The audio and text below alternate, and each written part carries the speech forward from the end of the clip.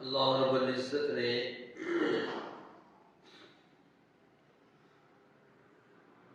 انسان کو جو وجود عطا فرمایا، اس وجود میں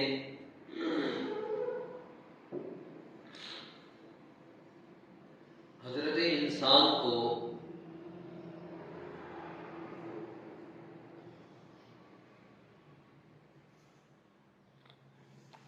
اپنی ذات اور اپنی صفات اور اپنے مقام کی پہچان بھی کروائی۔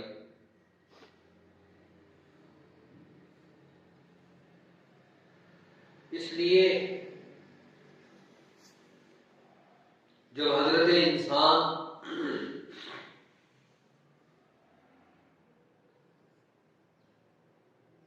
اپنی زندگی کے اس مقصد کو بھول جاتا ہے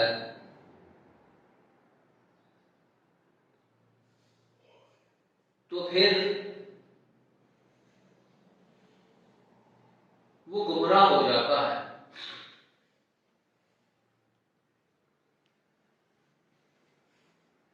اور جب انسان مقصد زندگی کو یاد رکھتا ہے اور ضرورت زندگی کو سمجھتا ہے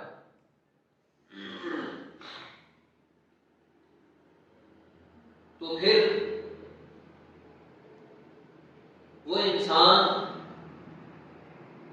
خالق فطرت کی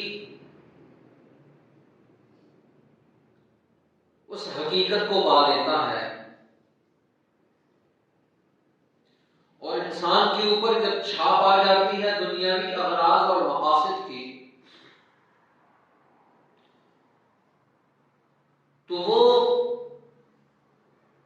اس دنیا بے قرار میں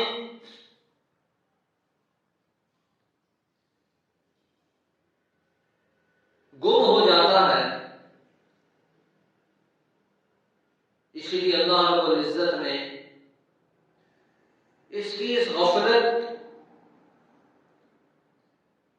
اس کے قلب پر یہ جو گدرگاں، یہ جو آلودیاں چڑھ جاتی ہیں،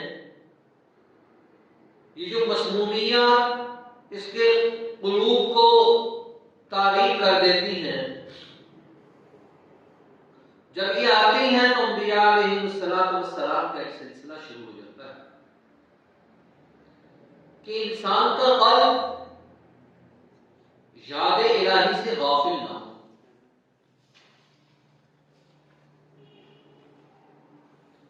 جو دم غافل ہو کم،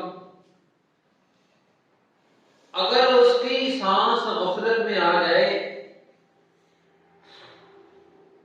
تو پھر انسان کی زندگی ٹھٹک کے رہ جاتی ہے، اور انسان کو یہ دنیاوی ناخدا وہ انسان کو ذلت کے عمیق گھروں میں ڈھکیل دیتے ہیں۔ اس لیے کسی قوم کو بھی جب عروج سے زوال کی طرف لے کر جایا جاتا ہے تو اس کے وہ اسباب اربع جن کی بدولت ایک قوم عروج حاصل کرتی ہے، انہی اسباب اربع کو فاتح قوم اختیار کر کے اس عروج والی قوم کو زوال کی طرف دھکیل دیتی ہے۔ قرآن مجید نے سیدنا موسیٰ علیہ السلام کی قوم کے حالات کو بیان کیا اور فرمایا وَإِذْ نَجَّيْنَاكُم مِّنْ آلِ فِرْعَوْنَ يَسُومُونَكُمْ سُوءَ الْعَذَابِ،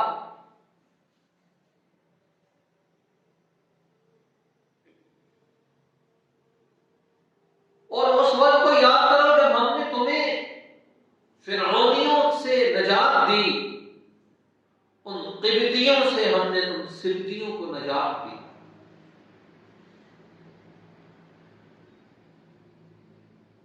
اور وہ قبطی انہوں نے موسیٰ علیہ السلام اور انبیاء کی قوم کو کس انداز میں غلام بنایا. قرآن مجید نے کہا سب سے ذلت آمیز کسی انسان کے ساتھ جو رویہ ہو سکتا ہے وہ کسی آزاد قوم کو غلام بنانا ہے. سب سے بڑا عذاب وفی ذالکم بلاء من ربکم عظیم. یہ بلاء من ربکم عظیم کہا. انبیاء کی اولاد بنی اسرائیل سبتی جب وہ غلامی کی زندگی میں آئے تو سب سے پہلے ایک غلام قوم کے ساتھ جو ایک فاتح قوم کرتی ہے قرآن مجید میں وہ نقشہ کھینچا. سب سے پہلے ان فرعون علا فی الارض، فرعون نے جب زمین پر سرکشی کی یذبح ابناءهم ویستحیون نساءهم،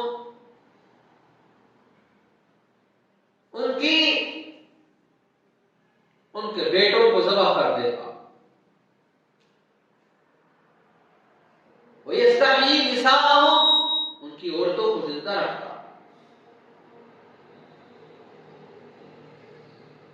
کسی فاتح قوم کا کسی قوم کے اوپر اس انداز پر مسلط ہو جانا، سب سے پہلے ان کو غلام بنانے کے لیے جو سب سے پہلا حربہ اختیار کیا جاتا ہے جب بھی کوئی قوم کسی قوم کو اپنا محبوب اپنا غلام بناتی ہے تو سب سے پہلے جس چیز کو اس قوم کے اندر سے ختم کیا جاتا ہے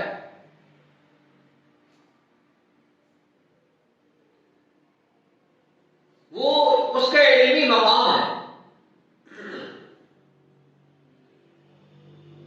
جب انسان کا علمی مقام ختم ہوتا ہے جہالت کا دور شروع ہو جاتا ہے.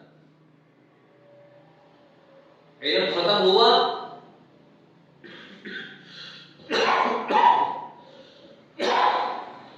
اس کے نتیجے میں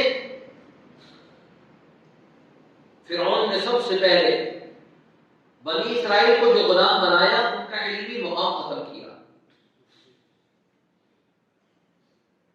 ان کے اندر سے ابراہیم علیہ السلام، اسماعیل علیہ السلام، سیدنا یوسف علیہ السلام اور وہ سارے جو ترقی کے علوم تھے سب سے پہلے ان کے اندر سے وہ علمی مرتبہ ختم کیا، علمی مقام ان کا ختم کیا.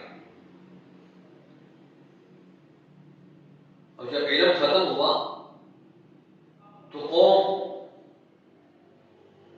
ایک حیثیت سے غلامی کی طرف اندر آنا شروع ہو گئی. اور انگریز جب ہندوستان میں آیا تو اس نے سب سے پہلا کام یہی کیا. اس نے کہا یہاں پر سب سے پہلا کام یہ کرو، ان ہندوستان کے لوگوں کو غلام بنانا چاہتے ہو تو سب سے پہلا کام یہ کرو ان کا علمی مرتبہ اور مقام ختم کرو، ان کا نظریہ اور فکر ختم کرو، ان کو قرآن کے ساتھ رابطہ اور تعلق ختم کرو. جب بھی کسی قوم کا نظریہ اور فکر اور فلسفہ ختم ہوتا ہے وہ قوم ختم ہو جاتی ہے. انہوں نے آ کے سب سے پہلے یہی کام کیا اور انہوں نے آ کر لاکھوں کتابوں کو انہوں نے، مورخین کہتے ہیں ایک دفعہ انہوں نے دجلہ اور فرات کو ایک دفعہ سیاہ کر دیا جیسے ہلاکو خان نے کیا. اور ادھر ہندوستان میں انہوں نے گنگا اور جمنا کو سیاہ کیا جیسے ہلاکو خان نے فرات اور دجلہ کو سیاہ کیا. ساری کتابیں جو قلمی نسخے تھے انگریز نے اٹھائے اور اٹھا کر گنگا اور جمنا میں پھینک دی تاکہ ان کا علمی مقام ختم ہو جائے. کوئی آدمی کتاب پڑھ نہ سکے، اس کے پاس معلومات ختم ہو جائے، اس کا علمی ذخیرہ ختم ہو جائے، اگر اس کا یہ فکر اور فلسفہ ختم ہو جائے گا، ہم ان کو اپنی ترتیب میں لے لیں گے اور اس میں کامیاب بھی ہوئے کسی حد تک۔ لارڈ نکالے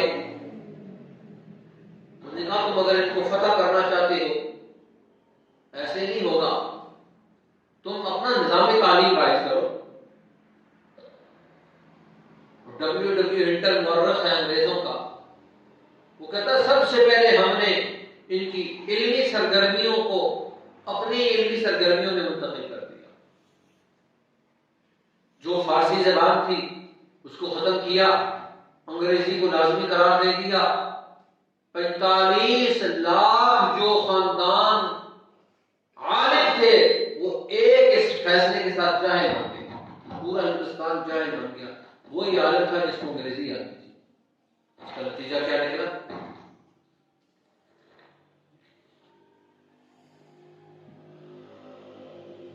اس کا نتیجہ کیا نکلا؟ اس نے کہا فائدہ کیا ہوگا؟ برطانیہ کے پارلیمنٹ کا تیرے اس علم کا، اس نے کہا میرے اس علم کا بہت فائدہ ہوگا۔ ان کا کیا فائدہ ہوگا؟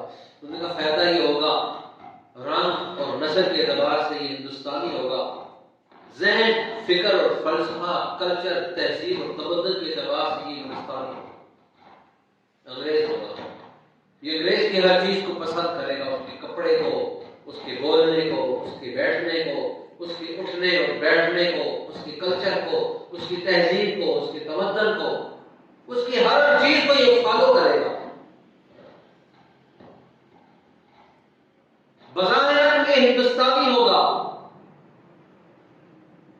رنگ اس کا ہوگا ہندوستانی، وہ نہیں تبدیل ہوگا، لیکن ہم اس کا اندر سارا انگریز کا بنا دیں گے۔ یہ فخر کرے گا انگریز کی چیزوں کو استعمال کرتے ہوئے، یہ فخر کرے گا اس کے سارے برانڈز کو استعمال کرتے ہوئے، یہ فخر کرے گا ان کی ساری عالیشان چیزوں کو دیکھتے ہوئے۔ اس کا مطمع نظر یہ ہوگا کاش کہ میں بھی ایسا بن جاؤں، میرے پاس بھی ایسی چیزیں آ جائیں۔ کیوں؟ جب کوئی قوم غلام ہوتی ہے تو اپنے آقا کی ایک ایک ادا کو پسند کرتی ہے، ہر چیز کو پسند کرتی ہے۔ صحابہ حضور کے غلام تھے تو حضور کی ایک ایک ادا کو پسند کرتے تھے۔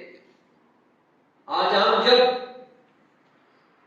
دوسروں کے غلام ہوئے تو ہمیں ان کی ساری ادائیں پسند ہیں، ایک ایک چیز پسند ہے، ان کا لباس، ان کا کھانا، ان کی معاشرت، ان کی معیشت، ان کا تہذیب، ان کا کلچر، ان کا تمدن، ان کا اٹھنا اور بیٹھنا، ان کا رہن سہن، ان کا معاملات زندگی، وہ ساری چیزیں ہمیں غیروں کی پسند ہیں۔ اور آج ہم جب حضور کی غلامی کو چھوڑ دیا، نتیجہ یہ نکلا غیروں کی غلامی میں آ گئے، اور غیروں کی غلامی میں ایسے آ گئے کہ سب سے پہلے اگر کوئی قوم کسی قوم کو غلام بناتی ہے تو اس کا علمی مرتبہ اور مقام ختم کرتی ہے۔ ہم اس کا علمی مرتبہ اور مقام ختم کر دیں۔ جب اسلام نے، اللہ نے ہمیں اپنا غلام بنایا، ہمیں علم دیا، علم کی بنیاد پر ہم آگے بڑھتے چلے گئے، ساری قوموں کی، اقوام عالم کی امامت ہم نے کی۔ اور جب ہندوستان میں انگریز آیا، اس نے ہمیں غلام بنایا، سب سے پہلے ہمارا جو فکر اور فلسفہ تھا، جو علمی میراث ہے، اس کو ختم کیا تاکہ یہاں کی قوم سوچنے اور سمجھنے کے قابل بنے، اور انہوں نے وہاں کردار ادا کیا، بھرپور انداز میں کردار ادا کیا۔ 45 لاکھ گھرانے ان کے صرف ایک حکم سے، رات کو سوئے عالم تھے، صبح اٹھے تو جاہل تھے۔ کیوں؟ انگریزی انہوں نے نافذ العمل کر دی تھی، جو فارسی سرکاری زبان تھی وہ ختم ہو گئی۔ اس کا نتیجہ کیا نکلا؟ ساری قوم رات کو سوئی عالم، صبح اٹھی جاہل۔ اب وہی عالم تھا، وہی ترقی یافتہ تھا جس کو انگریز، اور وہ 200-400 انگریز تھے جن کو انگریز آتی تھی، جو ان سے مرغوب ذہن تھے، وہ تھوڑا سا وہ کر لیتے تھے تو وہ انہیں کی ترتیب میں چلتے رہتے تھے۔ اس لیے قرآن مجید نے کہا فرعون جب اس نے انبیاء کی اولاد کو غلام بنایا تو سب سے پہلا ان کا علمی ورثہ چھینا، مرتبہ اور مقام چھینا. اسی لیے تو بنی اسرائیل کہتے تھے ہمارے پاس علم نہیں، اے موسیٰ ہمیں کوئی کتاب لا کے دو، تورات لا. اسی لیے تو تورات نازل ہوئی. اب ان کے پاس ہوتی تو وہ کیوں تک مطالبہ کرتے؟ اس لیے ہمیشہ فاتح قوم، مفتو قوم کا سب سے پہلی جو چیز چھینتی ہے وہ علمی مرتبہ اور مقام.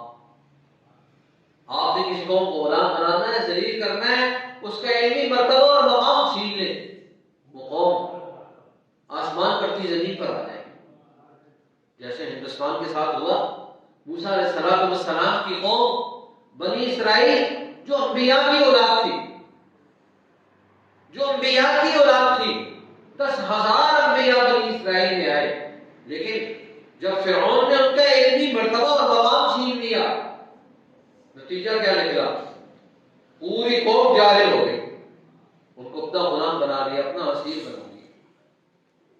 اور دوسری چیز، کسی قوم کو غلام بنانے کے لیے اس کی عرفی حیثیت وہ ختم کر دی جائے.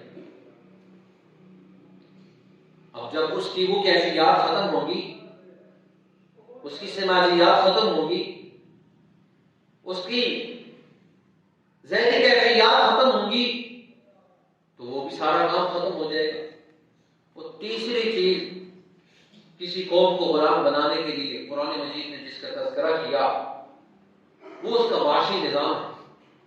اگر آپ کسی قوم کا معاشی نظام ختم کر دیں، وہ آپ کے قوم پہ آ گئی. فرعون نے یہی کیا، قبطیوں نے سبطیوں کے ساتھ یہی کیا، قوم فرعون نے قوم بنی اسرائیل کے ساتھ یہی کیا.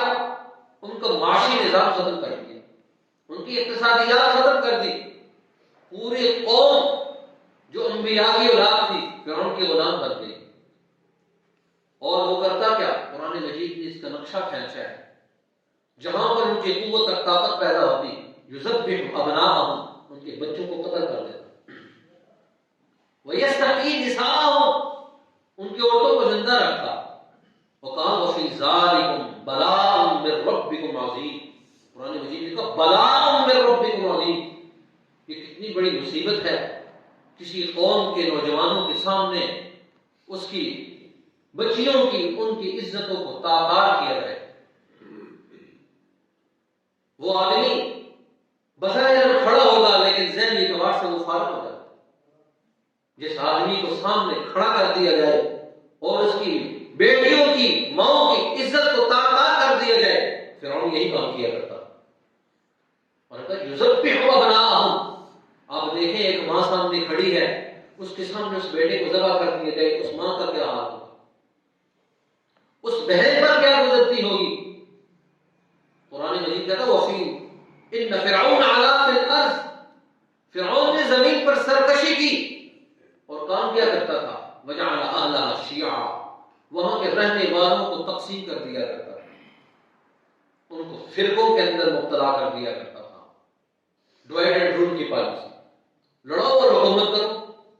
اور فرعون کا سب سے اعلیٰ ترین مقصد یہ تھا ڈوائڈ اینڈ رول. اور ہندوستان میں انگریز نے آ کر اس اصول کو اتنا زبردست کر کے اپنایا، آج تک مسلمان آپس میں اکٹھے نہیں ہو سکتے. آج بھی ہمارا ایک نوجوان، دیوبندی نوجوان، بریلوی کو اپنا دشمن سمجھتا ہے، بریلوی اس کو اپنا سمجھتا ہے. اور کیا ہے؟ مسلم لیگ والا پی پی والے کو دشمن سمجھتا ہے، پی پی والا مسلم لیگ والے کو دشمن سمجھتا ہے. آج انہوں نے کیا کیا؟ قوموں کو آپس میں تقسیم کر کے لڑا دیا، ایک دوسرے کے سامنے کھڑا کر دیا. قرآن مجید کہتا ہے فرعون کی سب سے بڑی پالیسی یہی تھی. ہندوستان میں انگریز آیا، اس نے سب سے پہلے کام یہی کیا، اس نے کہا پہلے مذہبی بنیادوں پر ان کو تقسیم کرو. یہ کیسے ممکن ہے کہ 10% مسلمان اور 90% غیر مسلموں پر حکومت کر رہے ہیں؟ ان کو تقسیم کرو. یہ مسلمان کیسی حکومت کرتا ہے؟ اس کی حکومت سے سکھ بھی مطمئن، ہندو بھی مطمئن، پارسی بھی مطمئن، فارسی بھی مطمئن. ہندوستان کا بحر اور بحرین، ہزاروں قسم کی اقوام جو اپنے اپنے فکر اور فلسفے پر متفق تھی، مسلمان 10% کی حکومت کو مانتا ہے اور 800 سال تک مانا. دیکھیے مسلمان آج مجھے اور آپ کو پتہ ہی نہیں ہم نے کس بنیاد پر حکومت کی، ہم نے کس بنیاد پر حکومت کی. 800 سال تک. سب سے پہلے ظہیر الدین بابر، پھر آپ دیکھیں ظہیر الدین بابر کے بعد ہمایوں، اکبر، جہانگیر، شاہ جہاں، اورنگزیب عالمگیر اور بہادر شاہ ظفر تک یہ تقریباً 15 کے 18 کے قریب بادشاہ گزرے. 800 سال تک ہماری حکومت رہی. سارے مطمئن تھے. کیا چیز تھی؟ مسلمانوں نے ان لوگوں کے حقوق کو ادا کیا اور عدل قائم کی، رواداری قائم کی، ہر آدمی کے حقوق کو ادا کیا. انگریز نے آ کر کہا یہ کیسے ممکن ہے، ہم یہاں کیسے حکومت کریں گے؟ انہوں نے تو عدل کیا. انہوں نے کہا ہم اس کے خلاف ظلم کریں گے اور ساری قوموں کو آپس میں لڑیں گے، فرعون کی پالیسی پر کام کریں گے. اور وہ کامیاب ہوئے. انہوں نے ہماری ساری قوموں کو آپس میں کھڑا کر دیا. آج ہر نوجوان دوسرے نوجوان سے نفرت کرتا ہے. اسلام تو محبت سکھاتا ہے. اسلام تو سلو آپسی سکھاتا ہے. اسلام تو دوسرے انسان کی قدر سکھاتا ہے، عدل سکھاتا ہے، رحمت سکھاتا ہے. اس لیے تو ہمارے نبی کی سب سے بڑی جو صفت ہے وہ رحمت للعالمین ہے. ہمارا نبی تو انسانوں کے لیے کیا، عالمین کے لیے رحمت بن کر آیا. اور اس امت کے مدبرین نے انسانوں کو رحمت بن کر دکھایا. حضرت ابوبکر نے رحمت بن کر دکھایا، عمر فاروق نے رحمت بن کر دکھایا، حضرت عثمان، حضرت علی، حضرت معاویہ، طلحہ اور زبیر، 1,24,000 صحابہ نے رسول اللہ صلی اللہ علیہ وسلم کی اس صفت رحمت کو امت کے اندر منتقل کر کے دکھایا. اور پھر سلاطین امت ہمارے بادشاہوں نے اس رحمت کو انسانوں کے اندر منتقل کر کے دکھایا. تبھی تو ہم 10% سے 90% ہم سے مطمئن تھے. یہ وہ رحمت تھی. آپ اس سے اندازہ لگائیں. صرف ایک دفعہ میں آخری بات کرتا ہوں پھر ختم کرتا ہوں. دیکھیں جہانگیر پورے ہندوستان کا بیدار بادشاہ ہے. صرف ایک دفعہ اس کے بیٹے نے، شہزادے نے، ایک ہاتھی پر بیٹھ کر ایک ہندو عورت جو اپنے گھر میں نہا رہی تھی اس کو دیکھ لیا. اس نے توبہ دائر کر دیا. آج کو کر سکتا ہے دعویٰ دائر؟ آج کو دعویٰ دائر کر سکتا ہے کسی حکمران کے خلاف؟ جہانگیر کے بیٹے کے خلاف دعویٰ دائر ہوا. جہانگیر نے فیصلہ سنایا. اگلے جہانگیری تک تو مشہور تھا. کہتے ہیں محل سے لے کر کمرے خاص تک ایک گھنٹی لگی ہوا کرتی تھی. میں آ کر کوئی آدمی کو مجبور اس کو ہلاتا تو وہ گھنٹی سیدھی جا کر جہانگیر کے اس بیڈ روم کے اندر جا کر ہلتی، تاکہ کوئی درمیان میں کوئی واسطہ حائل نہ ہو، کوئی آدمی درمیان میں ڈسٹرب نہ کرے بادشاہ کو اور قوم کو.